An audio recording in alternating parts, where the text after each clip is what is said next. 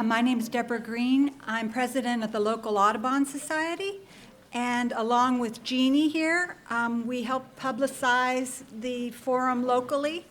How many of you are from the Central Florida area? Including some students? Who's students?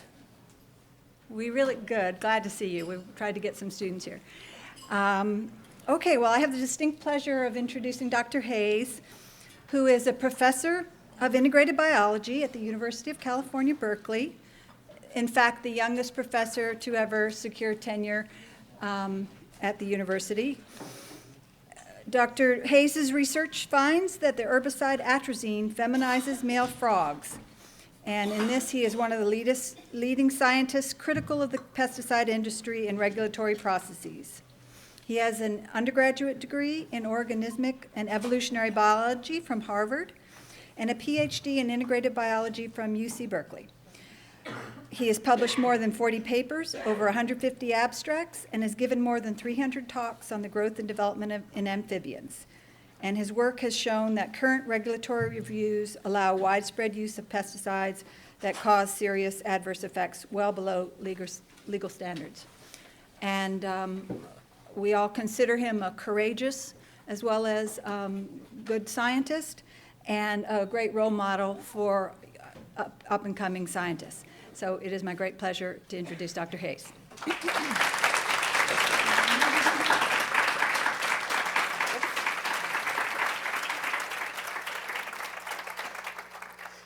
Thank you. I assume everybody can hear me in the back? Good.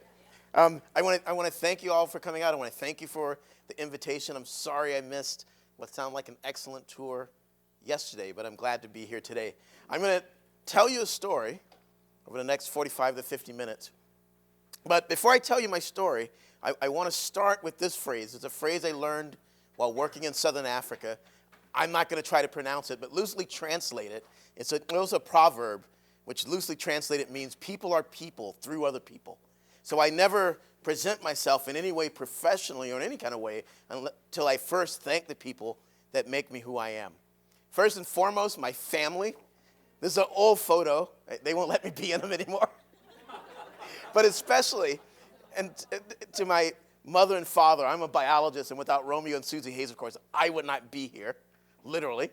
And to my wife, Catherine Kim, for her love and support, and without her, my son and my daughter wouldn't be here. So I want to thank on my family, again, first and foremost. My son and my daughter, who I just showed you. It's also an old photo. It's junior prom pictures.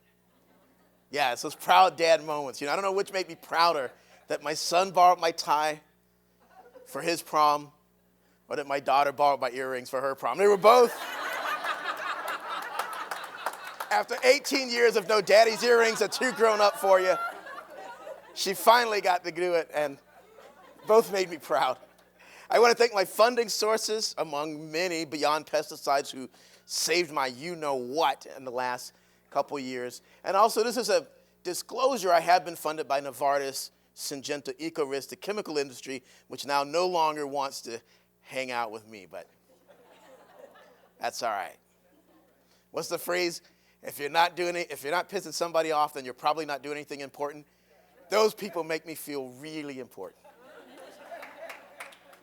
I want to thank all of the students that have been involved, and everybody in Blues and undergraduate. I had an incredible undergraduate experience myself, and I'm doing my best to try to give that back. So these people, and including these people right now, which again, I won't call the names, but Jay will recognize every name on here. These people now can eat and pay rent because of Beyond Pesticides and do the work that I'm going to describe to you today. So, and there are a couple guys, they just didn't show up for the photo.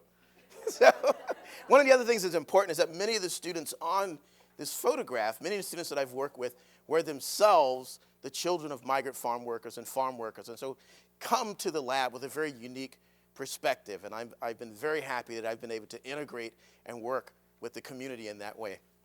And finally, I want to dedicate this to my grandmother, who in addition to many, many things, before she passed on herself, she passed on to me her love of education and her desire to make the world a better place. And I'm forever thankful for that. She also taught me something along with my father that's very important. She taught me if you want to get a point across, if you have information you want to spread to people, don't preach, don't teach, don't lecture, don't present, don't give talks. Just tell a good story. And that's what I want to do today. I want to tell you my story. My story starts and ends, first and foremost, with a little boy who likes frogs. I've been showing this slide for 22 years. My mother sent me this book when my son was born 22 years ago, and she wrote a note in there. She said, "This was your dad's favorite book." I don't remember the book, but my mama don't lie. If she says it was my favorite book, it was my favorite book. What I remember is I've been trying to answer this question, what is a frog? What does it mean to be a frog? For as long as I can remember. And normally when I give this talk, I give you the whole 48 years of my life, but we're short on time tonight. So I'm going to skip ahead to a childhood dream. Yeah, to a childhood dream of mine. For as long as I can remember, in addition to liking frogs, I always wanted to go to Africa. I wasn't thinking about pesticides and any stuff we'll talk about tonight. I remember folding out the pages in National Geographic magazines. I remember watching National Geographic and Wild Kingdom. It came on every Sunday at 7:30. And I remember dreaming of going to this magical place. And it was, for me as a child, truly a dream. I never got on an airplane until I went to college. It was out of the realm of possibility. And as a graduate student, I finally got to go to Africa. And not only did I get to go to Africa with that beard, not only did I get to go to Africa, National Geographic paid for it. I got to be in the magazine, I got to be in the show, I got to be in a Toyota commercial. You can Google it. It's called Remarkable Men Drive Remarkable Toyotas. So literally, though, this was a dream come true. I literally got to become that guy that I dreamed about as a little kid. And I started working in a place on the coast here called the Arabuko-Sokoke. And one of the cool things about going to Africa is you get to say words like Arabuko-Sokoke. How many of you have ever had the opportunity to say Arabuko-Sokoke? Let's see, there you go. So I started working in the Arabuko-Sokoke, and I got introduced to this fabulous beast, Hyperoleus argus. Doesn't even have a common name. That's how little known it was. And what interested me, as little boys who like frogs become interested in, was that it was just really pretty. And the males and females looked like they didn't belong to each other. They looked like completely different species. And I became fascinated by this, and I brought some of these animals back to the university, and we started a colony, and we discovered, so this is the same individual photographed once a day for 6 days, we discovered that they all metamorphosed green. And you're wondering, what has this got to do with pesticides?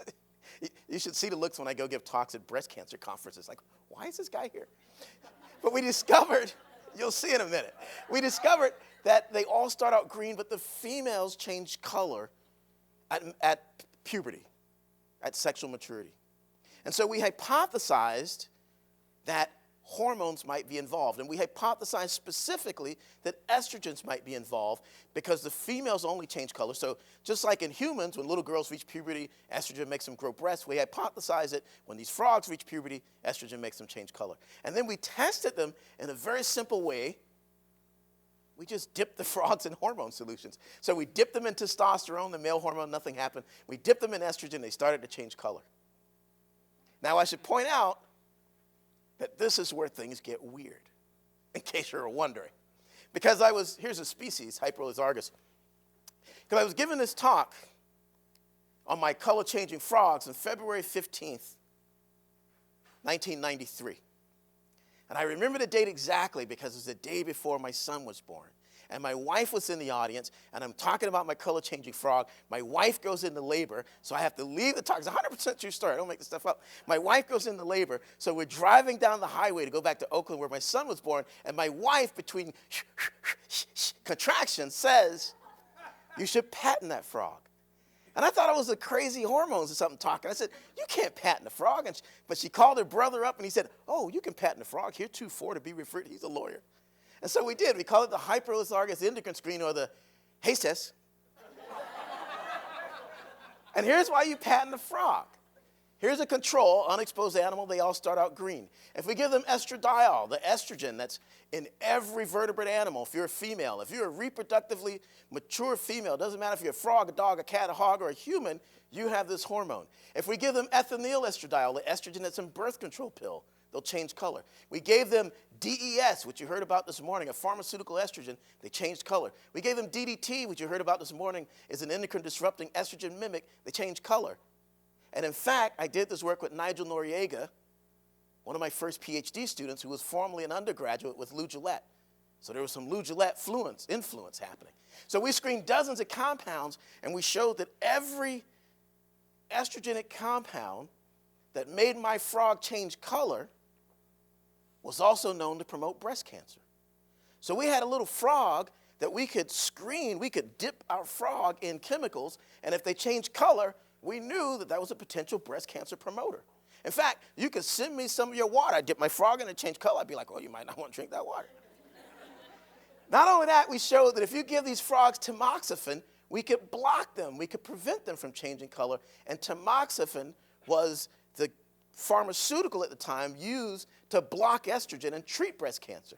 So we could not only use this African frog to identify compounds that might promote cancer, but we could use this little frog, which we could raise by the tens of thousands, to test chemicals that then might go on to be used in the treatment of breast cancer.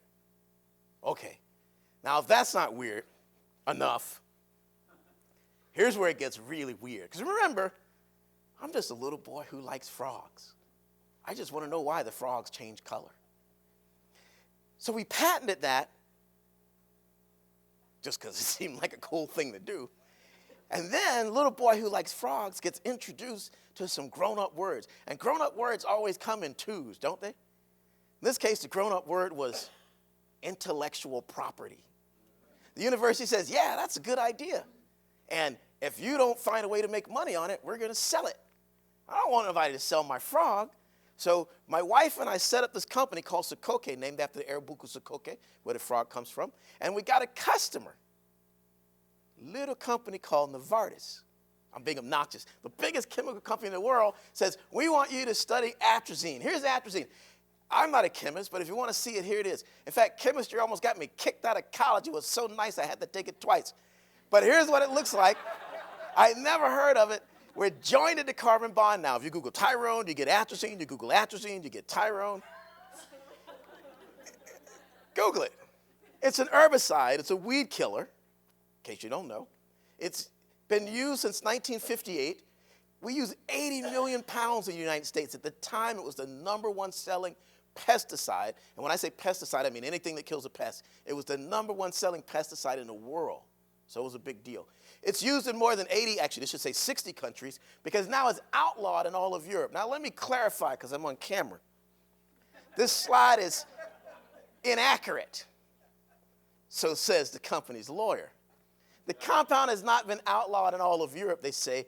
They say it has been denied regulatory approval by the European Union. Now, I don't know what the difference is, but I know that this wording pisses them off. So that's the slide that I keep up there. That's just the kind of brother I am. So they asked us, the company, they said, we want you to look at the African clawed frog, Xenopus laevis. Who's ever heard of the African clawed frog? Because everybody, as we say back home, everybody uses this frog in developmental biology. Who knows why? I'm going to tell you why. I'm not going to tell you because you already know. Turns out in 1920, somebody discovered that the human pregnancy hormone, the hormone that you make when you're pregnant, makes this frog lay eggs. So by 1940, this frog was the pregnancy. I'm not joking, this frog was the pregnancy. If you thought you were pregnant, you would go to the doctor, and they would inject some urine into the frog, and if the frog laid eggs, you were either happy or sad, depending on your situation. Now, I tell you this story for 3 reasons before we get into atrazine. One is it shows you the value, the importance of little boys who like frogs. It shows you the value of curiosity-based research. I don't know about you, but I can't imagine what was going through the head of the first guy who said, you know, I wonder what'll happen if I inject pee into a frog. Like, how do you come up with that? Like, where does that come from? I don't know where that comes from. But it shows you it was important. It became the pregnancy test. The second reason I tell you the story is just like my frog, it shows you how close, and you already heard this morning, but it shows you how close human hormones are to frog hormones. The estrogens that promote breast cancer make my frog change color, and the human pregnancy hormone is so similar to this frog's hormones that it'll make this frog lay eggs. So as I tell you what atrazine does to this frog, you should be thinking about, if you don't care about frogs, what might this chemical do to me, and that's where we're going to end up. The third reason I tell you this story is because this was an incredible significance, this history. Because once they developed new pregnancy tests, hospitals just threw these frogs out. So I can go to San Francisco or San Diego and collect my frogs for free rather than pay the company, which I guess technically makes my frogs African-American clawed frogs, but that's a small detail that's not relevant to the story. So the first thing we discovered, and mind you, I was working for the company at the time, is that if we put these frogs in atrazine, the male's larynx or voice box didn't grow properly. Now that's bad news. Let me tell you why. Because male frogs sing and females don't for the same reason that men have deeper voices than women. Testosterone, which you heard a little bit about this morning. In fact, Lou gave half my talk. Just his was on alligators and mine's on frogs. So because there seemed to be a problem with testosterone, we said, well, let's look at the gonads, because that's where the testosterone comes from. And when you do that, so here's kidneys dissected out. If you're not used to looking at frog gonads, here's testis, which males should have. But then this guy's got some ovaries. He's got another large testis. He's got some more ovary. There's a whole party going on in there. He ain't even got to leave the house. But that's not normal. And the reason I say not normal, I get accused of making some kind of judgment. It's not a judgment. All I mean is that frogs are not naturally hermaphroditic. Males are males and females are females. There are fish that are naturally hermaphroditic, but no frogs. And people get confused. Who knows why? Somebody always asks me, aren't frogs naturally hermaphroditic? Who knows where that comes from? Jurassic Park, yeah. So apparently in the Jurassic Park, frog DNA made the dinosaurs change sex. That's science fiction. I like to stick to science. Everything I'm going to tell you here today is 100% true, or at least as true as I know. So then we went to the testis. Imagine this big circle is a testis. Or actually, imagine somebody you don't like, because we're going to do some nasty stuff to it. If you have a testis, you should make testosterone. Who knows what this word means? It's a portmanteau. I'm not even sure if I'm pronouncing that word right. Portmanteau. It's when you stick two words together, right? Like smoke and fog, you get smog. Twist and jerk, you get twerk.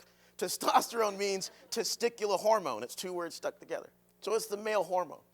We proposed, and actually Lou Gillette was the first to suggest this, that atrazine turns on aromatase, which is the enzyme on the machinery that converts testosterone into another portmanteau, estrogen, which means the generator of estrus. It's the female hormone.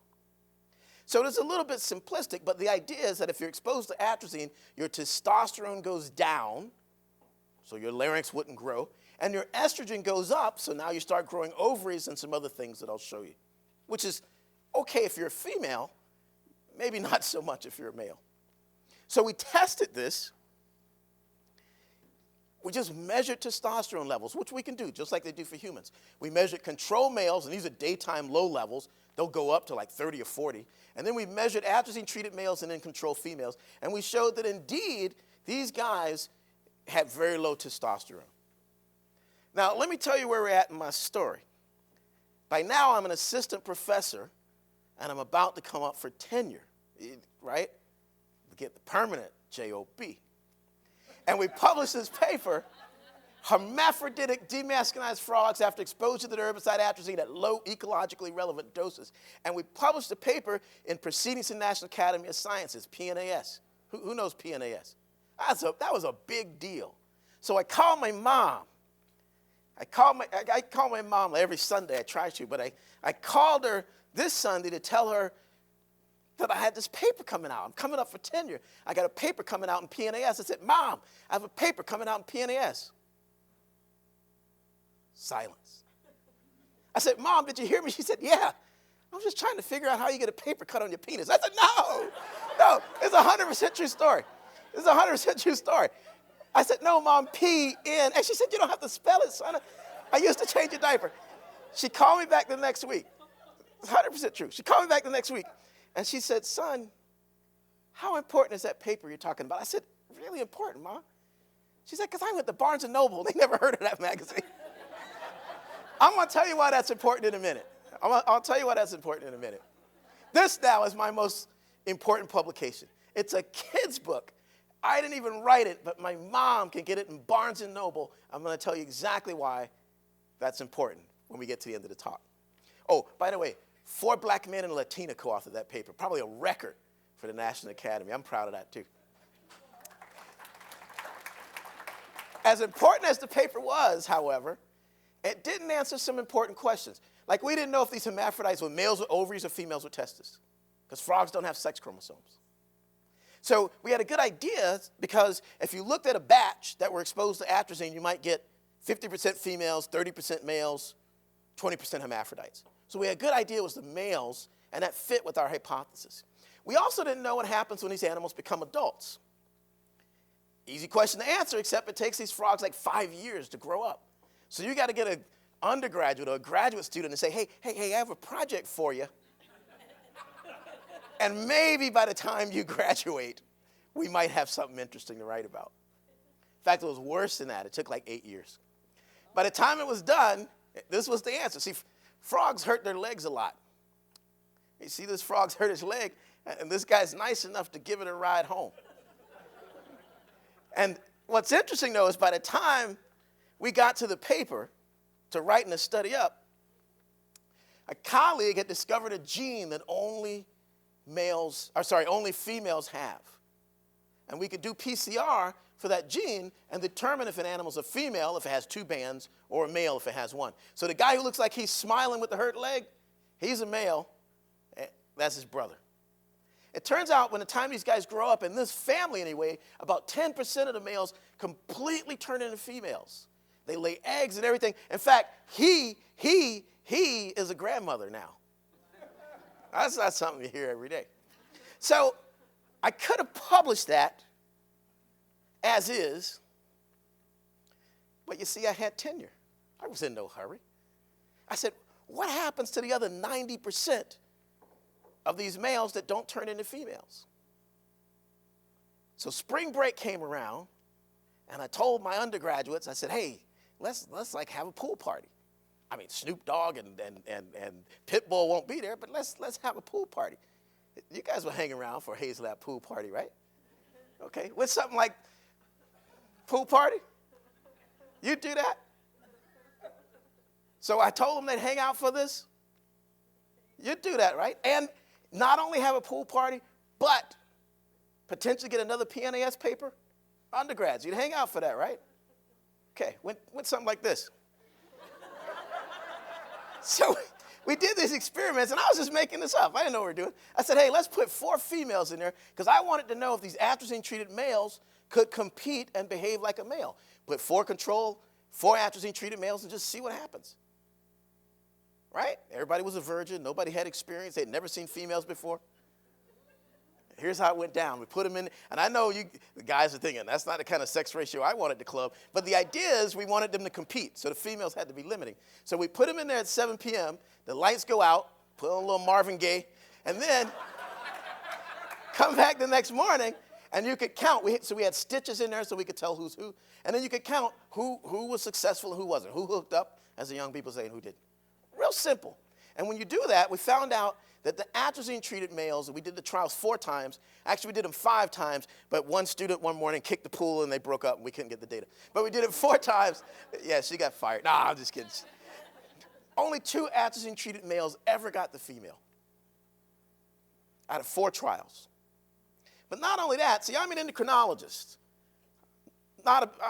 So I can't just observe. I got to measure something. So imagine you're at the club. The lights come on, and somebody's going around writing down who's hooked up with who. And then he pulls you apart and sticks a needle in your heart and takes out some blood. That's how this went down. It doesn't kill them or anything. In fact, they like it. So if you look at their testosterone levels, these males, you find that the atrazine-treated males have on average lower testosterone, but more importantly, if you look at the individual levels, and the ones with the hearts are the ones who made the love connection, it seems like there's a threshold dose that if you don't have above this amount of testosterone, either the females don't like you or the other males beat you up. And these atrazine-treated males just don't have enough testosterone to be competitive. So there's a real behavioral effect. Even if you don't turn into a female, you still don't do okay as a male. Now, I could have published that. Males turning into females and losing their not virginity, virility. That's the word. It's Freudian slip there. I could have published that. But again, I had tenure. I was in no hurry. I did another series of experiments that I call the Motel 6 experiments. See, in this case, I just got them a room. No competition. I just said, I'm going to give you a female, a little Marvin Gaye, and then we just let them lay eggs, and we counted the number of fertile eggs. So it was a way of measuring the fertility of each male. So literally, some eggs don't hatch at all. Some are in various stages of development. And it was a complicated analysis. There's a student sitting there going, 1, 2, 3, 4, for weeks. But if you do that, sometimes the answers are simple. You find out that control males fertilize about 85% of a female's eggs, whereas atrazine-treated males only about 15%, for 2 reasons. I'll tell you one, and then I'll show you one. One of the reasons is the atrazine-treated males don't even try. They just sit there and watch the females lay eggs. They don't have enough testosterone to show the behavior. So it has nothing to do with competition. Even if there's not another male, they're not interested. And there's more to that story, but it's not published yet. I'll have to tell you some other time. The other reason is, who knows statistics? And you like p-values? You know what I like even more than p-values? When you can see the difference. Can you see the difference between a controlled testis and an atrazine-treated testis? So I had students that had nothing to do with raising the animals or the behavioral stuff or any of the project. They could just sort these photographs just by looking at them. Because what happens if you're a control is you have testicular tubules, and see, that's all sperm in there, all that dark stuff. You're ready to go. Whereas if you're atrazine exposed, most of your testicular tubules, see, here's the outline, have a little cellular debris. They're devoid of sperm. So you don't have enough testosterone to show the behavior. And even if you do show the behavior, you don't have enough testosterone to maintain sperm production. So you don't do so well. So we published another paper. Atrazine induces complete feminization and chemical castration in male African clawed frogs. The company hates that word. I told you, adult words always come in 2.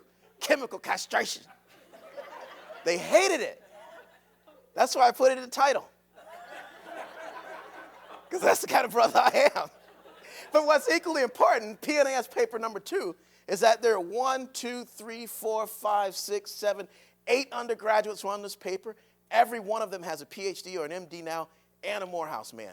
That's important to me. That's important to me. So now we ask the question, and by now I'm about to come up for full professor. And not that I planned these studies at these junctures. This is just how it happened. we wanted to know if these effects occur in other frogs or just African clawed frogs. And so we did this study where we looked at North American leopard frogs. And this doesn't look much like a frog, but these are testes. And all this junk in the trunk, these are eggs that have yolked up and that are bursting through this male's testes. Now, let me tell you where we're at in my story now.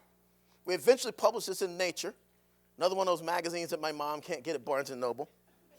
But at this time, I had been approached by the Environmental Protection Agency because the company was complaining about me. And I broke, what's it called? Embargo. I broke embargo, and I sent the data to the EPA before it could have cost me my publication. And the EPA, I'm going to say his name on camera, Tom Steger, emailed me back, and he said, well, Tyrone, I still have the email. He said, well, thank you, Dr. Hayes. This is an interesting finding, however, not one that we see as an adverse effect that would trigger reassessment and regulation of the herbicide atrazine. Can I talk to just the guys for a second? I don't want to be exclusionary, but I think we have a perspective that the females might not have. See, my wife tells me that there is nothing more painful in life than childbirth, which makes you wonder why she did it twice. But my wife tells me there is nothing more painful in life than childbirth. We have to give it to them, right? Because we're not going to experience that. But kidney stones, and what I was going to say, though, is I would also imagine that having a dozen chicken eggs in my testicle should at least be in the top 5. But the EPA says, no, it's okay. Keep spraying it. So the other reason that we looked at these North American leopard frogs is we wanted to know if these effects occur in the wild. Now, let me give you an idea of what we're talking about in terms of levels. That effect that you just saw, I'm going to show it to you again. That effect that you just saw and the effects on those African clawed frogs occurred at 0.1 parts per billion.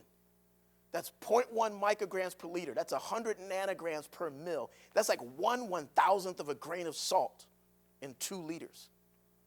For a toxicologist, that's nothing. For an endocrinologist, that's actually high because hormones are active at much lower levels than that. But 1/1000th of a grain of salt in 2 liters, 0.1 parts per billion. What does that mean, though? The package of atrazine recommends application at 2.9 to 29 million parts per billion. That means that a farmer might be using this stuff at levels that are 290 million times higher than we were using in the lab. And to give you an idea of what the literature says, here's the minimum and maximum in agricultural runoff, temporary pools, and this is a log scale, by the way, permanent water, precipitation. Here's our level. Here's now all of the habitats that would be at risk. There's enough atrazine in rainwater, up to 100 times higher. There's enough atrazine in rainwater to chemically castrate and feminize frogs. It goes up on dust. It can travel 1,000 miles. That's 600 kilometers for the rest of the world. They can measure atrazine in the rainwater in Minnesota from when farmers applied in Kansas, according to the USGS. That's why the European Union banned it, because France banned it, and it was coming over in the rainwater from Germany, so the whole union said, it's got to go. What's more is the EPA's drinking water standard is, here's what I said earlier today, is 3 parts per billion, 30 times higher than we know to be biologically effective, but nobody ever tested 3 parts per billion. They get cancer at 3,000, and then they divide it by 10, divided by 10, divided by 10, and that's how they come up with 3. In fact, at my university, I'm sure they have one here too, they have this environmental health and safety department. And when I first applied to do these experiments, they wrote me an email that said, Dr. Hayes, we're concerned about your experiments. What are you going to do with the wastewater? And I emailed them back and I said, well, I'm going to take it home and drink it because it's guaranteed to be. See, I thought that was funny too. Not so much EHS, but you get the point. So here's what we found. Here's kidneys. Here's the gonads. I'm going to show you cross sections under the microscope. If you're not used to looking at this, just imagine I'm slicing a salami. Fold out one slice. Blow it up. The color's different because of the stain we use under the microscope. If I blow it up, here's a testicular tubule, right? Except instead of sperm, these are eggs or oocytes in here. In fact, I gave them a grown-up word when I published a paper in Nature. I called them testicular oocytes. Company lawyer wrote a letter. They tried to get my paper retracted because I made up a word. Aren't all words made up before they're words? Plus, I told him, I went to Harvard. I can make up a word. Get out of here. Pissed him off, though, but you know that's the kind of brother I am. So then we did a study across the United States, right? And see, that's sugarcane. This is mostly corn. And we did this study where we controlled for latitude. I'm being obnoxious. This is Highway I-80, and we were driving to Indiana to a conference, and we collected frogs and got a Nature paper. See, that's fuel efficiency. So it turns out that everywhere we found atrazine, we found hermaphrodites, and it's hard to find a place without atrazine. So there was a very strong correlation.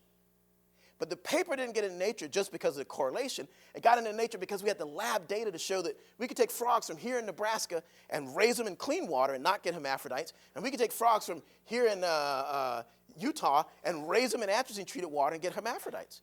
So it wasn't just correlation. There was a cause and effect that showed up as this correlation when you collect them from the field. So that's why we got that. So the next question we asked, and this is the last little bit of frog stories I'm going to tell you. Then we'll tell some human stories. We asked, if you fly across the United States, most of the middle looks like this. And there's a little pond right there, in York County, Nebraska. And if you look at that little pond, there's a cornfield, and there's leopard frogs developing in there with all the runoff. And so the question we wanted to ask is, how important is atrazine?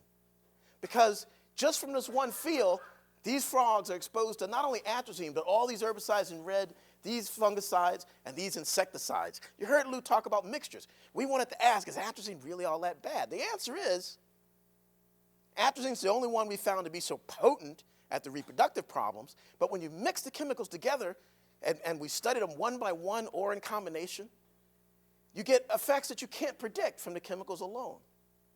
For example, we know that stress hormones cause immunosuppression, retarded growth, retarded development, but we showed that if you give pesticide mixtures, every time you add a pesticide, you see the arrow getting bigger? Every time you add a pesticide, your stress hormone levels go up, and you get all of these immunosuppressive, retarded growth and developmental effects. And so our question then became, how important is it that you have eggs in your testes if you got like all kinds of diseases and you're not growing and not metamorphosing properly? And we published this with Environmental Health Perspectives with the National Institutes of Health. Now the last piece, which is not published yet, as we worked on the Salinas River. How many people have ever eaten anything from the Salinas? Actually, this might not be a valid question here in Florida, but anywhere else in the country, everybody should raise their hand. Because 85% of the country's lettuce comes from about a 120-mile valley in Salinas. 85% of the country's lettuce.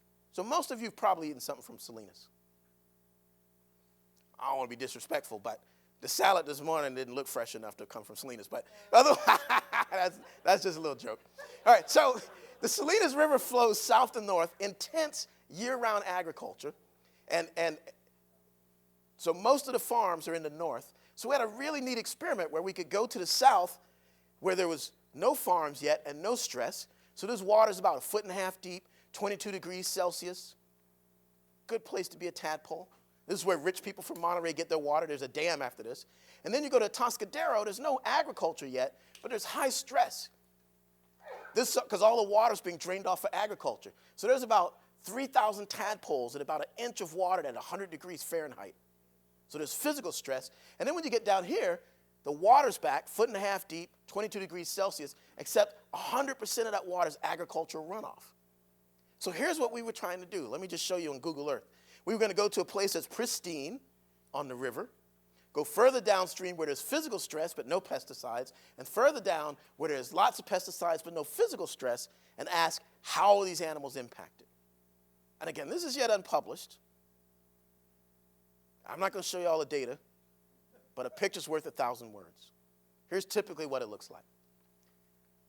These tadpoles are collected in the same river. They're the same species, collected on the same day, just 2 hours apart, same age, same developmental stage. The only difference between this tadpole and this tadpole is that this tadpole lives downstream of water, same depth, same temperature, same physical parameters, same river, but this tadpole lives downstream of water that runs off of our food, off of lettuce, of which 85% of the country's lettuce is derived. And there are other stuff, immune suppression stuff, high parasite loads, stuff I won't have time to talk about. Again, you can see the river where we collect it right on this overpass, 100% agriculture. All of that water is running off of this massive agricultural landscape. Here's where I wax all liberal arts. Because East of Eden, which was written in 1952, 6 years before the introduction of atrazine, and just around the time that agricultural chemicals were being introduced into the practices that we now know, Steinbeck wrote the following about Salinas, that little overpass I just showed you. He wrote, Salinas was surrounded and penetrated with swamps with tool-filled ponds, and every pond spawned thousands of frogs.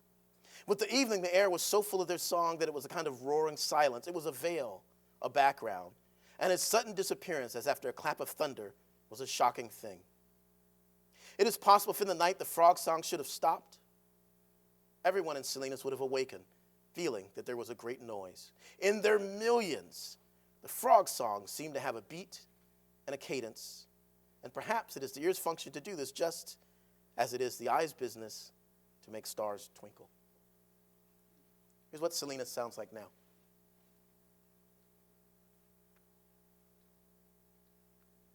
All those tadpoles wash from downstream. I haven't heard a single native frog call at Salinas in the 6 years that we've been working there. And that wasn't a piece of scientific literature, a scientist who was going out and counting the frogs. But I think what I just read you was better. It was a literary artist. It was a literary artist who saw that the frog songs were such an important part of that landscape that he devoted a half a page in 2 places in East of Eden. I think that's more important, even more impressive than scientific data. It shows you what we've lost, at least in that one place, and what we're losing in many places. And I'm not going to tell you it's because of atrazine. I'm not going to tell you it's because of pesticides, but my students, my graduate students, and I published a paper showing that the amphibian decline is probably due to 5 ultimate causes. Not just one. We've done more than one thing to screw up the earth. And these environmental pollutants play a critical role. Atrazine, I'm not going to say atrazine is causing the world's amphibians to decline or pesticides are causing the world's amphibians to decline, but imagine, number one, habitat loss. But imagine you're living in a place where the only water that's available for you to lay your eggs is tainted with fertilizers and pesticides that decrease your immune function and cause reproductive problems. Throw into that now climate change, another stressor. Throw into that now invasive species that are bringing in diseases that you've never seen when you're already in a water that's contaminated with pesticides that's lowered your immune function. And pesticides are playing a critical role in that decline. I like this slide. This is Lake Nabu Gabu. That's another one of those places that you get to say when you work in Africa. And I like this because the runoff from this crop goes into these containers, and it's the sole source of cooking and drinking water for this village. And I like it because it shows what I used to say was the similarities and the closeness between environmental health and public health, the oneness of environmental health and public health. If I told the guys in this village, the frogs and fish in that water, because of what's coming off of your crop, have no immune system. They have eggs in their testes and they can't reproduce. The connection, the oneness of environmental health and public health will be clear in this situation. In my village, however, I live somewhere here. One of the Raiders or the A's or somebody plays here. I don't go to sports, but my water just comes from there.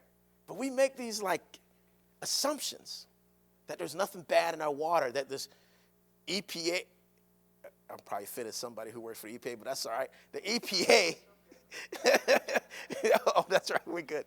That the EPA wouldn't let anything bad be in our water. I don't think that's the case. I call this from silent spring to silent night because in much the same way that Rachel Carson taught that silent spring and the death of birds and the role of pesticides was a warning to us, I believe that the loss of our new canary in the coal mine, frogs, is also telling us something about ourselves. For those of you who don't know, 70% of the world's amphibians are threatened at some level. 70%. And again, I'm not going to tell you it's just pesticides, but pesticides play an intricate, interactive role with these other factors.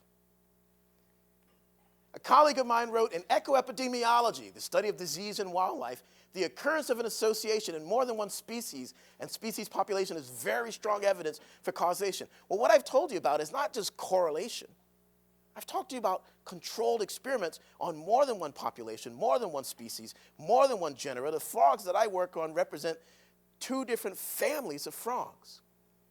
But what I'd like to tell you about now is that it's not just frogs, but every class of amphibians that have been studied with regards to atrazine shows similar effects. That includes fish, reptiles and birds, mammals, including epidemiological studies in humans that are consistent with our laboratory data. And I'm going to stop right here, and I'm going to thank Syngenta, because the reason that I know this is because they started going at me saying, oh, it's only Tyrone and his frogs, this crazy guy from Berkeley and his frogs. Atrazine's not a problem. I am the crazy guy from Berkeley, but my data are good. I'm an emailing fool. I emailed everybody in the world who works on atrazine, and I said, let's write a paper. They won't go to the EPA and testify, but they'll write a paper.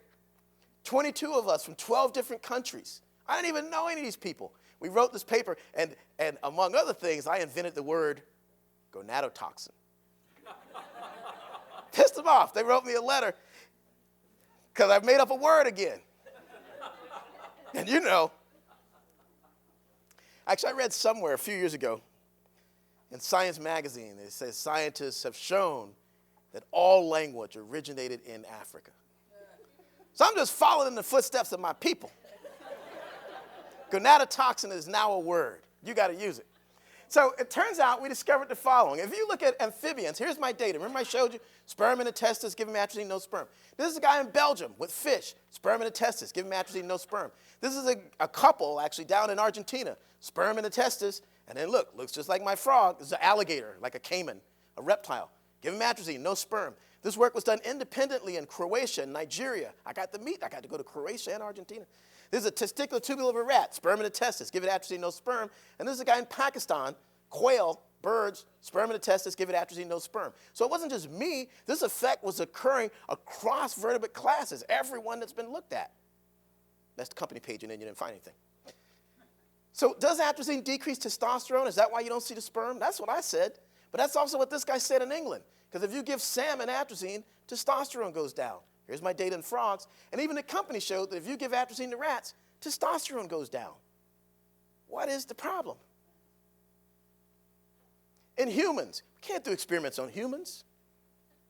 But a colleague of mine, Shauna Swan, independent of me and everybody I just told you about, measured atrazine in the urine of men in Columbia, Missouri, and she showed that if you have atrazine in your urine, you're subfertile. There's a p-value for those of you who said you like them. Your sperm is low and you can't get your wife pregnant if you have 0.1 parts per billion atrazine in your urine. That's just a correlation. But if I give that amount of atrazine to a frog or a fish, it's chemically castrated and can't make sperm. And actually, even if it had the sperm, doesn't seem to be interested in giving it away. I'm just saying. What's more is, let me squash the data down now. Because remember, I'm just a little boy who likes frogs, but now some really weird stuff's about to happen. This is a guy in California. I don't know him, or actually, I don't even know if it's a guy. I was just sexist. Could be a female. I don't know who Lucas is. But they published a paper showing here's atrazine levels in field workers, and I squashed that down. Here's atrazine levels in men who apply atrazine, 2,400 parts per billion. And now I'm about to preach to the choir, I know, but that's okay. Just give me amen every now and then, we're good. There we go, all that. Men who apply atrazine have 24,000 times the atrazine in their urine than Shauna Swan showed is associated with low fertility in men in Columbia, Missouri. Men who apply atrazine have 24,000 times the atrazine in their urine than we use to chemically castrate and feminize frogs. One of these guys could pee in a bucket, and I could use the atrazine in their urine. I could take the atrazine in their urine and dilute it 24,000 times, and I could use the atrazine in their urine to chemically castrate and feminize 24,000 buckets of 30 tadpoles each. Again, preaching to the choir, because I don't have to tell you that nobody knows anything about the reproductive function of these men. In many cases, their life expectancies of 50 in migrant farm workers and farm workers. In addition to atrazine, they're exposed to chemicals like chlorpicrin, 2,4-D. And again, this group, I don't have to tell you what those things are. Usually I have to explain all about the nerve gas and the Agent Orange that these chemicals were originally developed for. What's more is, now a little boy who likes frogs is now getting introduced to more grown-up words. Remember, they come in two, like environmental justice, environmental racism. And I started to learn something about my own state, California. I call it mine now. I wasn't born there. We're the 5th largest economy in the world. At least we were. I'm not sure where we're at now. At the time I made this slide, we were the 5th largest economy in the world. If California were its own country, we'd be the 5th richest country in the world. You know why? Because of agriculture. 1 in 10 jobs are in ag. 30% of the land's in ag. We have 350 agricultural products. And I didn't know this. 50%, half of the United States' food comes from California. 50% of the fruits, nuts, berries, and dairy that we eat in this country come from California. We use more pesticides than any other state. Somebody said Florida, but you second, and you would still have to combine another state to come close to California. And 90% of the workers are Hispanic. Now, here's what I started to think about. I'm going to put in red here. These are the top 10 counties for agriculture in California, about 30% of the land.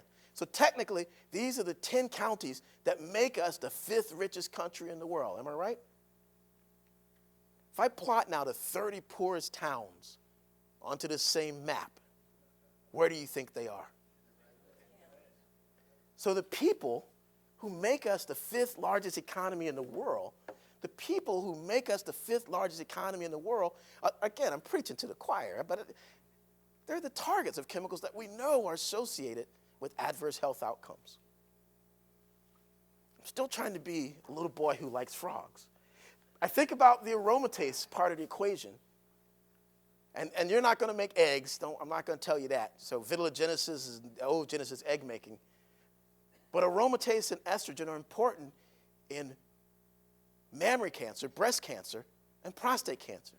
The top 2 cancers behind lung cancer. Cancer being the #1 cause of death in adults 25 and up.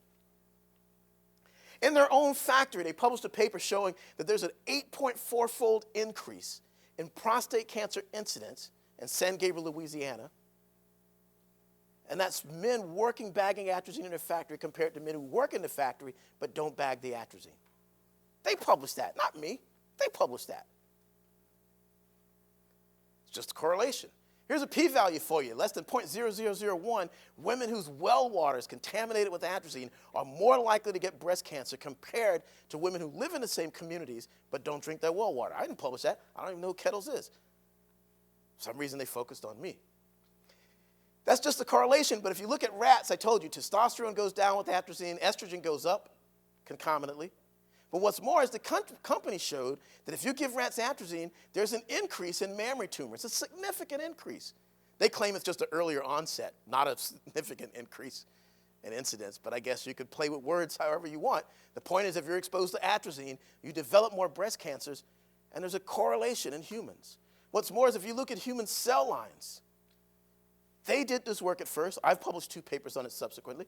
If you take a cancer cell that doesn't make aromatase or estrogen and give it atrazine, it all of a sudden starts making aromatase and estrogen, just like we've shown in fish, just like we've shown in amphibians, just like Lou Gillette showed in reptiles, just like they've shown in birds, just like they showed in rats. Human cell lines do the same thing. There's your p-value. I went to visit him. Yeah, they wouldn't let me in. I keep trying to convince them their name should be spelled with an I. But they don't listen to me. There's a pipe. Like Lil Wayne say, don't worry about what's in my cup. There's a pipe that flows directly into the Mississippi River. 1.2 million pounds of atrazine flow into the Gulf of Mexico every year. And as far as I know, nobody's studying its impact. 1.2 million pounds. Much of the community looks like this, and you can go on a toxic tour. That's where I got this slide from, of San Gabriel, Louisiana. 80% black, 80% African American. I bring that up because, again, I'm preaching to the choir, but as you know, these are the top 13 cancers you're going to get in the U.S. In red now are the ones you're more likely to get if you're black, if you're African American. Corrected for socioeconomic status and access to health care, and I can show you similar data for Hispanics, you're more likely to get 11 out of 13 cancers if you're black. Is that biology? My colleagues who study cancer tell me that less than 10% of cancer can be explained by genetics. So when a doctor tells you that you're more likely to get breast cancer if you have a sister or aunt, a grandmother or mother, or somebody in your family who's had cancer, they're not telling you it's genetics. They're telling you, oh, you've been exposed to the same crap as the rest of your family, so your chances are higher. I got asked to give a talk for Coleman for the Cure. I entitled my talk, An Ounce of Prevention. They didn't invite me back. I was a bit dubious anyway because they don't give me no money, but yet they want to know what I know. Even if we find a cure, none of the cell lines we use in research, with the exception of HeLa, come from a minority. So even if you find a cure, It may be relevant to the people who are more likely to get and more likely to die from. Because if you're a minority, as you all know here, you're more likely to work in and more likely to live in an area where you're exposed to chemicals that we know are associated with many of the same adverse health outcomes. But there's no money. Yeah, I said it. There's no money in prevention. Here's the mortality rates. You're more likely to die. 13 out of 13 cancers if you're black. A graduate student of mine showed that if you take a human breast cancer cell, and I usually don't talk about my graduate students' work because they got to use that to get a job, and I already got one. But I want to show you just this one piece. If you take a human breast cancer cell line and give it atrazine, it starts expressing aromatase. Again, just like we've seen in amphibians, just like we've seen in fish, just like we've seen in reptiles, just like we've seen in rats, just like we've seen in other human cell lines. And the significance of that is that estrogen, via the estrogen receptor, drives breast cancer. 70% and probably 100% of breast cancers are estrogen dependent. Yet you're more likely to get breast cancer after menopause, when your estrogen levels in your blood are lower than they've ever been in your life. What's the explanation for that? Lifetime exposure. But also it turns out that breast cancers, they make their own aromatase. They make their own estrogen locally that stimulates these cells to turn into tumors and spread. In fact, this local aromatase expression is so important that a chemical called letrozole is now the #1 treatment for breast cancer. It knocks out aromatase, decreases estrogen, and that's how you stop those damaged cells from spreading. How much sense does that make when the #1 contaminant of drinking water does exactly the opposite? It increases aromatase, it increases estrogen, and it promotes breast cancer in rats and is associated with breast cancer in humans. Made sense to somebody. Because see, Novartis Oncology offers treatments that range from breast cancer, et cetera. So the same company that gives us 80 million pounds of aromatase inducer gives us the aromatase blocker as of the year 2000. And I'm going to reverse this because I'm going to say what Lou Gillette said. Think about what he said, and look at my slide. The incidence of cancer has increased, but fewer people die from it. If you're living in the Midwest taking letrozole to treat your breast cancer, that's fighting it out with a chemical made by the same company that induces it. I published a paper that said exactly what you said. I called it the one-stop shop chemical causes and cures for breast cancer. Because, you know, that's the kind of brother I am. They got upset. Lawyers wrote me all kinds of letters. And they also, in their letter, they said something like, our company does not put its factory in black communities because they're black. We put them there because those are low-income communities, and that happens to be where black people like to live. I'm not joking, right? I was like, wait, you think that sounded better than what I said? In short, I think that my interest in this aquatic organism has taught me quite a bit about this aquatic organism. I would argue that one of my tadpoles trapped in a contaminated aquarium or a contaminated pond is no different than a human fetus that utilizes the same hormones, testosterone, estrogen, thyroid hormone, glucocorticoids. No different if it's trapped in a contaminated amniotic fluid. Studies now show, not mine, studies show that we are exposed to, your children will be exposed to over 300 chemicals before we leave the womb, most of which we have no idea what they do. 300. I can tell you, because we can't do experiments on humans, that studies have already shown, as I mentioned, that atrazine causes prostate and mammary cancer in rats. Atrazine causes immune failure in rats, which we've already shown in amphibians. It causes neural damage when the rats are exposed in utero. It causes abortion, and the EPA published this. Atrazine causes abortion when pregnant rats are exposed. Of those that don't abort, a second EPA laboratory showed that the sons are born with prostate disease. They're born with the prostate of an old man. Another EPA laboratory showed that the daughters are born with impaired mammary development, and when those daughters grow up, their offspring have retarded growth and development because they can't support them nutritionally. And this study alone, not mine, not one of mine, this study alone is what made me realize that I have a much bigger responsibility than just a little boy who likes frogs. Because you see that rat on the bottom? That rat on the bottom never saw atrazine. The rat on the bottom never saw atrazine. The rat on the bottom never saw atrazine. the rat on the bottom was affected by atrazine that its grandmother was exposed to. The rat on the bottom was affected by atrazine that its grandmother was exposed to. Company says, oh, it's just rats. But I say, I don't know how we can afford to take that risk. When I think about my little girl, 19 years old now, when I think about the fact that my grandchildren, your grandchildren, my grandchildren could be affected by chemicals that we're using today, it moves me in a much bigger way than just a little boy who likes frogs.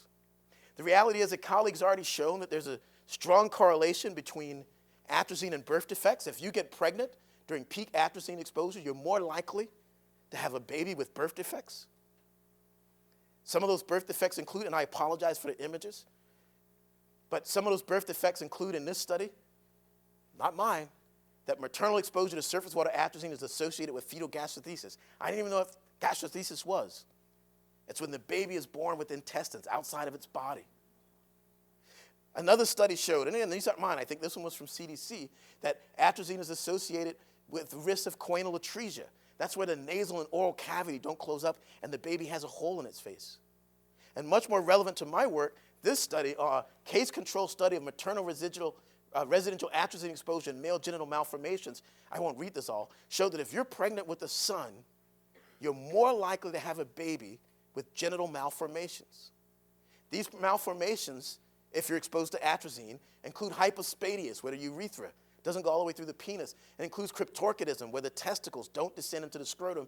And it includes micropenis, where the thallus, the penis, just doesn't grow. And I say they're more relevant to me because the male genitals depend on what hormone? Testosterone. And every one of these effects can be induced with estrogens, like DES, if you take it when you're pregnant. And here it's correlated, highly correlated with a chemical that we know decreases testosterone and increases estrogen in every vertebrate class of animal that's been studied. Yet somehow, this compound is still in use. This is a guy who doesn't like me. You already heard this. The problem is we mostly look at acute toxicity and we mostly evaluate the impact on the adult white male. As you sort of already heard from Lou Gillette, and as you can guess from mine, something that might not affect acutely an adult white male might have a profound impact on a developing fetus that depends on the exact same hormones as my tadpole. And I'm not advocating against breastfeeding, but those same chemicals can cross breast milk. And a little bit of toxin to an adult is a huge amount of toxin to a young developing child. And we have this is why I answered the way I did this morning, we have really no indications on how to evaluate the risk in those situations.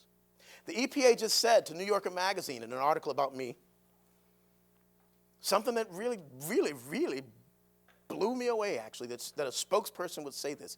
They said, and I want to point out that they're subtly admitting that they know atrazine and other chemicals do something. They said a monetary value is assigned to disease, impairments, and shortened lives, and weighed against the benefits of keeping a chemical in use. A monetary value is assigned to disease, impairments, and shortened lives, and weighed against the benefits of keeping a chemical in use. Well, this little boy who likes frogs knows enough to recognize that while we might all be created equal, things change rapidly right after that. We know that the monetary value on this young mother is very different than the monetary value on this one. We know that the monetary value on this breastfeeding mother is much different than the monetary value on this one. We know that the monetary value on this young mother is much different than the monetary value that is on my own child. So those costs are being paid by a very different group of people that are reaping the benefits. That last picture may have made you think about, we got to feed the world. Again, I know I'm preaching to the choir, but look at this map. How many of you guys have seen this? And red now are the states where most of their agricultural income go to growing food for animals, and in green, Florida, you're doing pretty good, California, are the states that most of the agricultural income goes to growing food for humans. All this atrazine there, remember the red states, and that's pun intended. Remember all the atrazine that's used there? Look at this, 97%, 100%. We're not feeding the world. Less than 2% of the corn we grow gets eaten directly by humans in a world where 20% of the population dies because it doesn't have access to staples. Atrazine increases corn yield by 1.2%. A crop, well, let me just show you how much of we eat. Here's a pie chart. And somebody from Nebraska tried to argue with me. They said, you're wrong. I said, how can I be wrong? This is from the National Corn Growers Association. Here's where most of the atrazine goes. Ethanol, that's feed for animal. Who recognizes what's missing from this pie chart? Food! Food is in other. Less than 2%. It's not even enough to put in the pie chart. They just stuck it in the other. But we're willing to take that risk, a 1.2% increase in a crop that we don't directly eat for all those things that I just showed you. Some of the other problems include, again, you guys probably know most of them, that guys like these are hired by the EPA to evaluate atrazine and at the same time paid by the company. Some of the problems include, and I love him, I voted for him twice, but you take the former vice president of Monsanto and put him in charge of the FDA. You take, and some of you have probably seen this map. Again, I'm preaching to the choir, it's okay. 90% of the seeds that we grow are owned by 6 chemical companies. My issue with GMO is that it's now being used to make sure that we're more dependent on pesticides. There's an inherent conflict of interest. You not only have to come back for the seed, but you have to come back for the pesticide to grow the seed. As a result, I was told I got to walk across the slide when I show this. I crossed the line. I crossed the line, and by that I mean, when I first got involved, my Ph.D. advisor said, Tyrone, don't be an advocate. Let the science speak for itself. How many times have we all heard that in the ivory tower? Don't be an advocate. But then I see stuff like this from Syngenta that they assume no obligation to update forward-looking statements to reflect actual results. One, pardon my language, but who says shit like that? But what's more important, and now we're going to take it way back, the EPA said about my work, and I forget, this was in New York Times maybe, the ultimate decision they wrote is much bigger than science. It weighs in public opinion. The EPA said the ultimate decision of whether or not to ban atrazine is much bigger than science. They said it weighs in public opinion. And you know what I thought about? I thought about my mom. The EPA is waiting on my mom to provide her opinion, and I'm publishing all of my work in a place that she can't get in Barnes & Noble. In the ivory tower, we're promoting each other and patting each other on the back for publishing stuff in places that are inaccessible, that mean nothing, and using language and vocabulary that mean nothing to 99.99% of the world. And if you're more than just a little boy who likes frogs, you got to rethink. We all have to rethink that.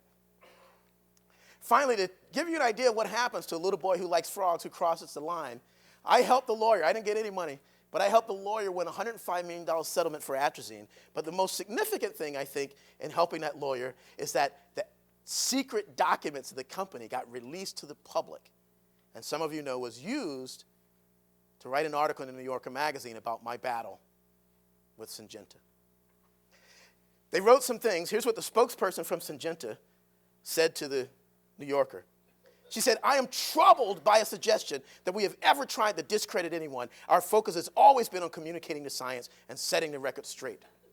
Now, the documents, the handwritten documents from Syngenta have now been released to the public. She says, I am troubled by a suggestion that we have ever tried to discredit anyone. Where would the New Yorker have gotten that idea? Well, if you look at their documents, privileged and confidential, under the science, look at their number one goal.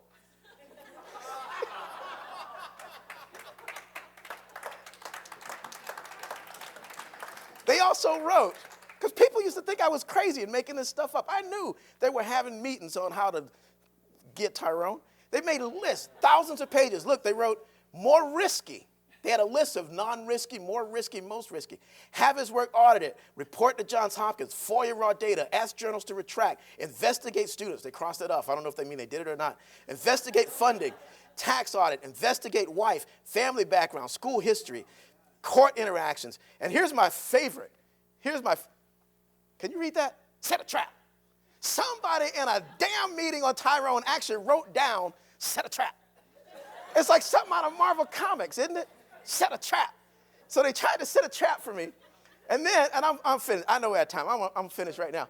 They wrote, more risky, they were going to blog my psychology and do a psychological profile. These guys literally had meetings on how to piss off a black guy.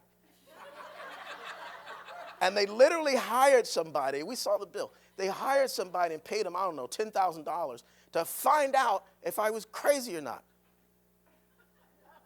3 things. You know, I always got 3 things to say. 1, what a waste of money. You ain't got to pay nobody $10,000 to find out if Tyrone crazy. You can ask anybody who know me. They'll tell you, oh yeah, that brother crazy. I'll tell you what they found out in a minute. 2, what's the outcome? They're going to come back and say, oh, no, he's not crazy. You just pissed off a black guy. Because, see, a lot of y'all don't know that many of us. We're emotional people. You get the 2 things confused. Or they come back and say, oh, yeah, he's crazy, and he won. Here's the 3rd thing. Who's crazy? They wrote this shit down. Everybody knows the first page of the Evil Secret Spy Handbook is you don't write it down, and if you do, you shred it and burn it and eat it and self-destruct it. You don't write it down and then give it to a judge and say, this is confidential, don't let anybody know that we set a trap.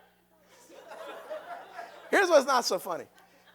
Look what else they wrote, and this was directed at Beyond Pesticides. You see the second line? They say the 3rd one. They said I'm paranoid, schizophrenic, and narcissistic, that thing. I hate it when people call me stuff I can't pronounce. And then they said if TH involved in scandal and virals will drop him. We're still good, right? Yeah. Okay. I could have led him to the scandal. I ain't that good. But at least they recognize, see right there? Don't disrespect him. Get your ass kicked. So this part's not so funny. The EPA wrote, it is unfortunate but not uncommon for registrants to sit on data that may be considered adverse to the public's perception of their products. Science can be manipulated to serve certain agendas. All you can do is practice suspended disbelief. That's what that's what Tom Steger said. Let me give you one of those things that they sat on. This is from their data. This is dated 2002. This is their privileged and confidential. Somebody sat in a meeting and wrote the following. TBA, they said, that's terbutylazine. TBA may be a bit more potent than atrazine. So first of all, recognize they're admitting, this is Syngenta, they're admitting that atrazine does something. They're saying that terbutylazine may be a bit more potent than atrazine. Lower doses cause same effects. Then they go on to say, this is public now, that it increases mammary tumors and increases testicular tumors. This is written in 2002. You know what terbutylazine is? You know what terbutylazine is? Who knows what terbutylazine is? No. That's the triazine. That's the chemical that they replaced atrazine with after it was banned in Europe. Somebody sat in a room and wrote, hey, this stuff is worse than atrazine. Let's use it. Let's send it to Europe. Keith Ellison had it right. I helped him write a bill to ban atrazine, and he said not just atrazine, the whole class of compounds. I don't know if the bill's been introduced, but it's one of the many things that I've been trying to do since I crossed the line. It's one of the many things that I've been trying to do since I decided I don't think that this idea of not being an advocate is the way to go. I now follow 2 philosophies for myself, and one, again, preaching to the audience, but that I suggest to everyone. One is I follow a teaching. 2 of my great thinkers, great life thinkers here I'm going to quote. One of them said, those who have the privilege to know have the duty to act. So not only can you be a scientist and an advocate, if you have the privilege, I didn't start out privileged, but I've been to some fancy schools, I have a duty. And this brother said that. And the last one is the following.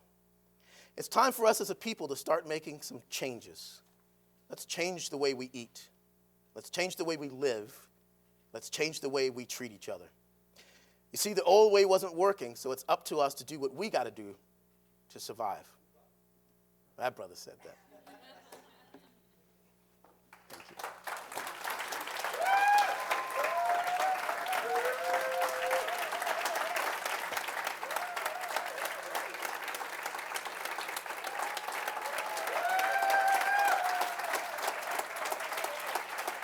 I don't know if we want to do more questions or comments or.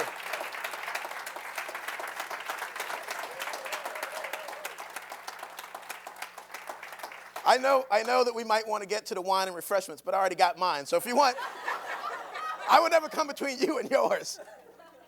But if you have questions or comments, I'm certainly happy to answer those. And again, thank you very much for the invitation. Thank you very much for sharing the day with me. Yes? You forgot to mention you got a website, Save the Frog. That's not my website. I work with Save the Frogs. I do have a website, Atrazine Lovers, which I don't maintain. So I'm almost embarrassed to say I have it now. Maybe we're going to use some funds to get somebody to keep that up for us. Yes?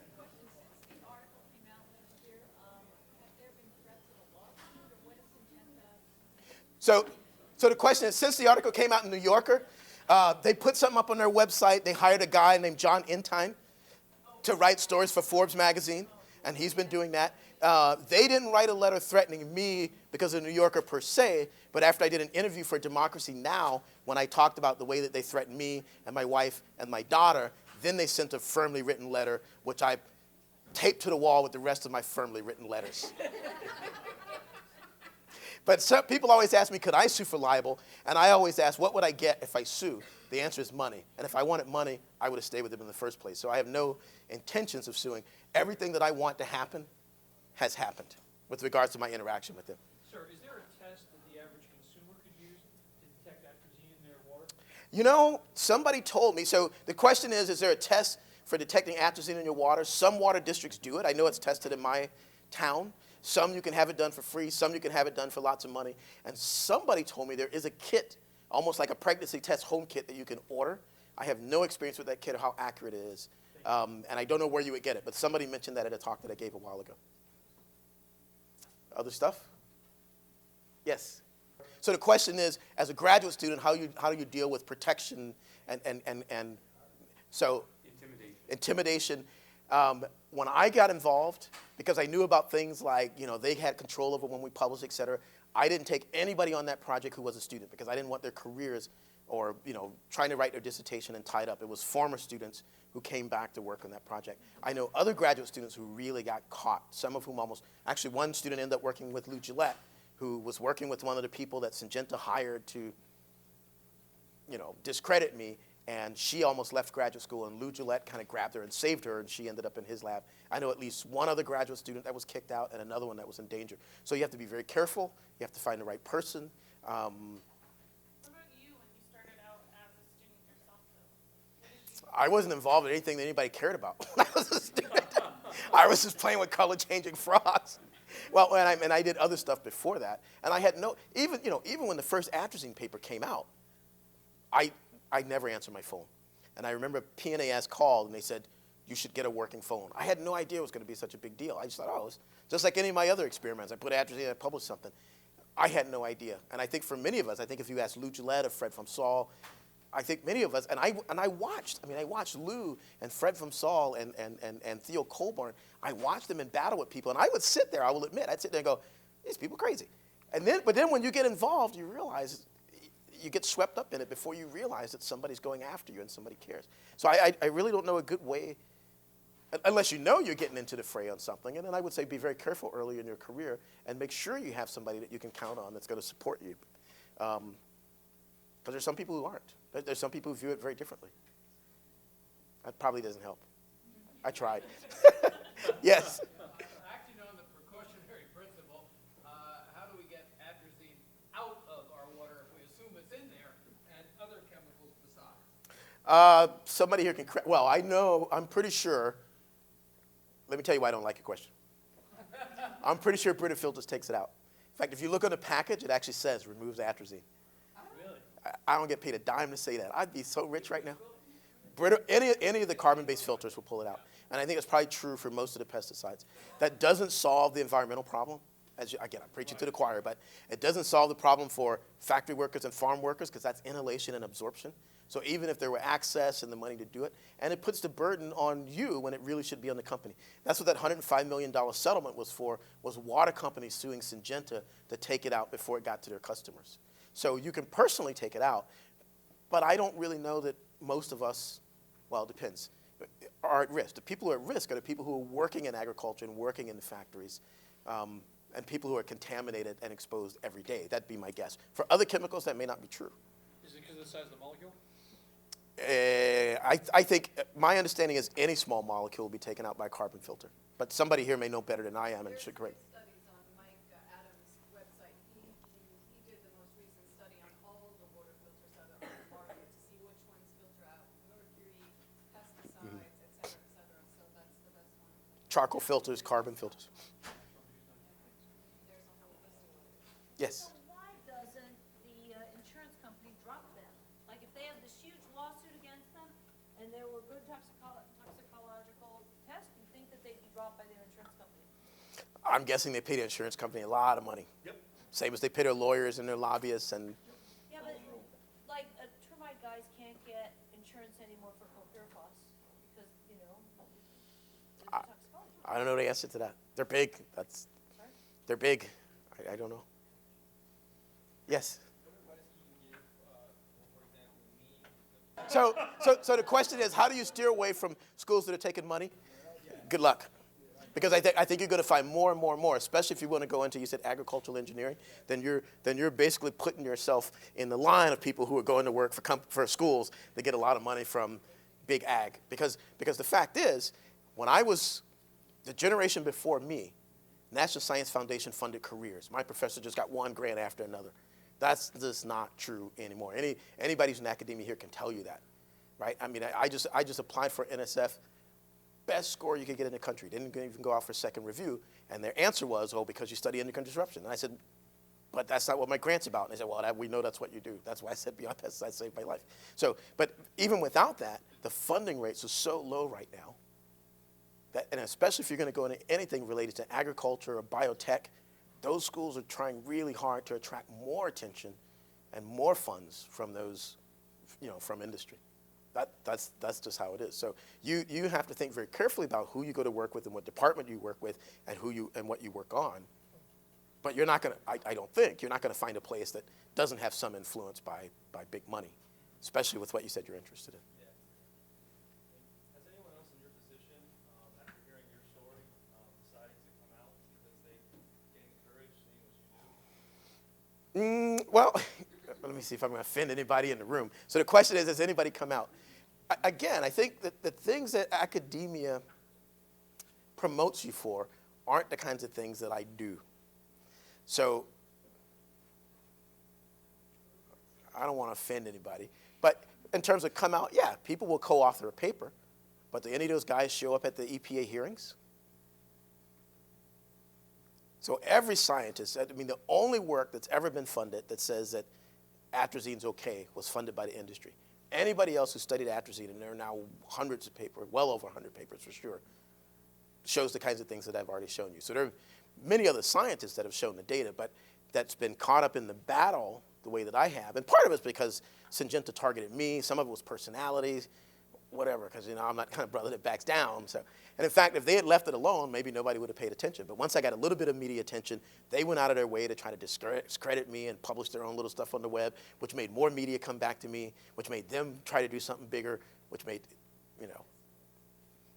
But yeah, there are plenty of other people that have shown the work, but not necessarily tied up the way that I've been. Do you have interest in studying chemicals other than atrazine? I study a lot of chemicals other than atrazine, but there's just none as good. I mean, it's like I said, we did that big mixture study. We've done other huge mixture studies based on the Salinas River. And when you mix chemicals up, you start to get all kinds of problems. But in terms of a chemical that's so active at such low doses and so consistent, and I do all my experiments blind. I don't know if you notice how all the cages were color-coded. The students don't know. And I get back the data, I'm like, damn, it worked again. It just blows me away. I mean, so there's just nothing else that it's the gift that keeps on giving. You know what I'm saying? I'll go over here and then I'll come back. Yes. Have you tried suggesting a commercial alternative for giving someone an alternate set of genitalia they could use instead of... Wait, what?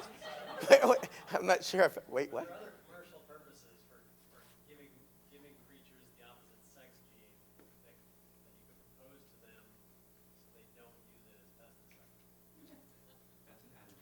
Wait, what? I'm imagining somebody walking around with a spare penis in a box or something. I'm not sure if I'm following what you're.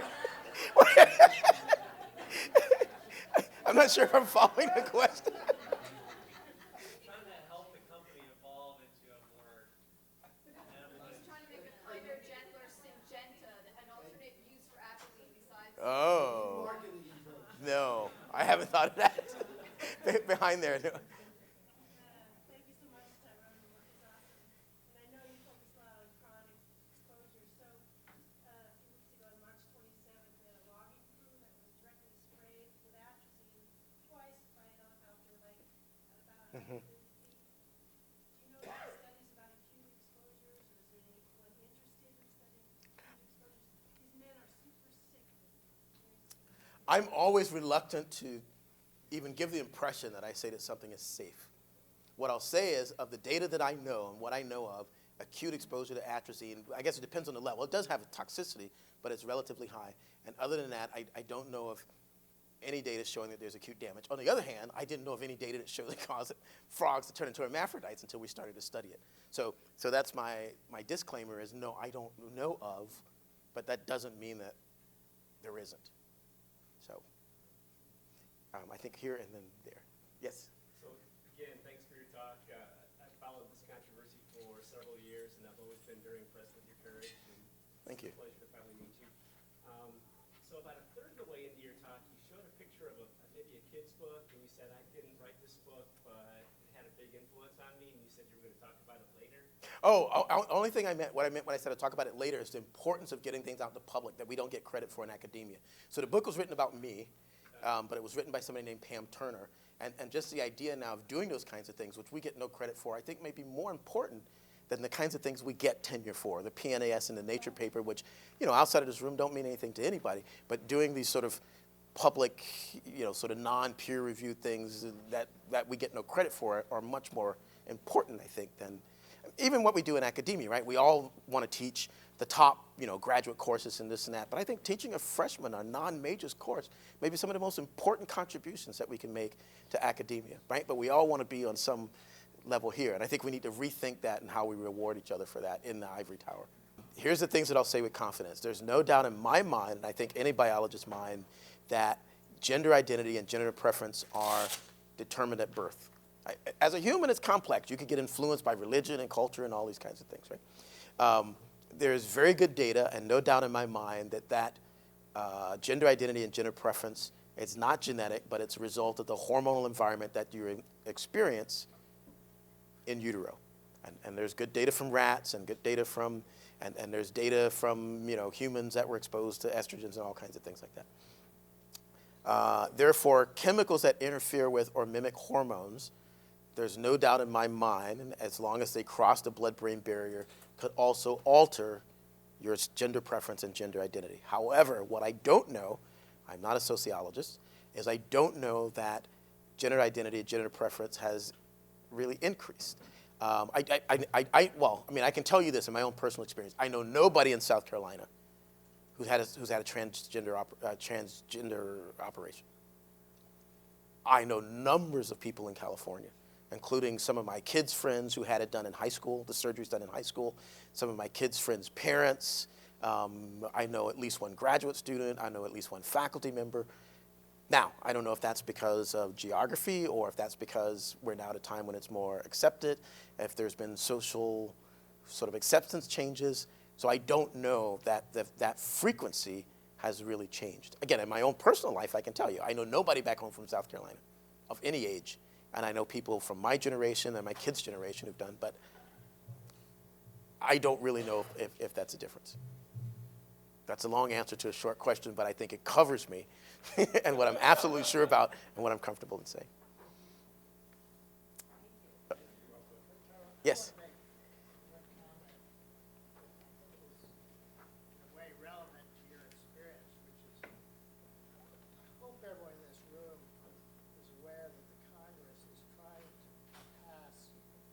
Legislation that says scientists who have done the science are not allowed to advise federal panels. Yeah. Which means that you won't be able to serve on an advisory board about atrazine believe it or not, I think actually, I probably have something to do with that. So, I mean, I wasn't on the panel. So what's being brought up is that there's a bill that if you've worked on science, you're not allowed to be on the EPA panel. And it was unofficially like that anyway. That's why I was not allowed to be on the panel. So but you could understand why there might be a conflict of interest, but that doesn't prevent Syngenta's people from presenting from and being on the panel, or anybody from industry. The other odd thing is, and you can correct me if I'm wrong, I'm pretty sure I'm not, but is that EPA scientists, like the ones that I talked about who've done science, they aren't even allowed to testify at the hearing. I've sat there while industry like tore their data apart, and these guys aren't even allowed to respond or say anything. They can be present in the room, but they aren't allowed to discuss their own data when it comes up to the EPA hearing. So the data that I talked about with the second generation stuff, even though that was all available, that scientist who did that, and actually I take that back, one of them was able to do it because she left the EPA and then worked for another agency and then came back and presented. But as long as you work for the EPA as a scientist, you also can't participate. And now they're just making that true for academics. Well, thank you. And thank all of you.